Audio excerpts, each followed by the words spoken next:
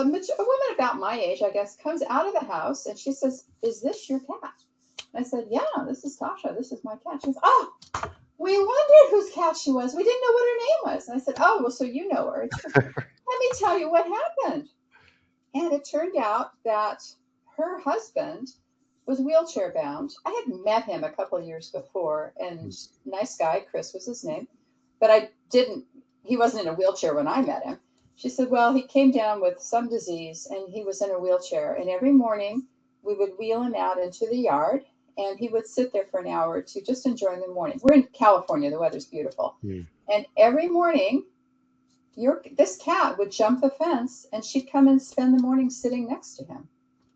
I was startled. My cat was doing this? Yeah. And she would always put her paw on his foot as if to comfort him. And eventually she'd jump up into his lap and he just enjoyed this cat. Well, his condition deteriorated. I don't remember what he had now, and if she even told me.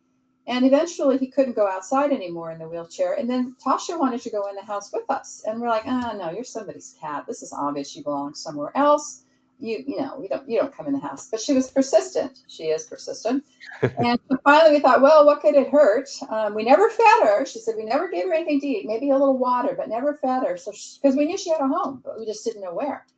And so she would come into the house and she'd spend the day sitting on the couch next to Chris.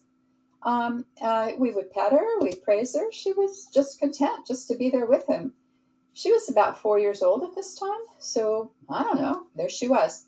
But the woman said there came a really important day when she was frantic about him. She was on his lap and she kept kneading his leg, desperately kneading his leg. And we thought, what's up with that? Why is she doing that? Chris wasn't saying anything. And they looked over at him and they realized he was having a stroke. And because the cat had called attention to him, called the ambulance and they got him to the hospital.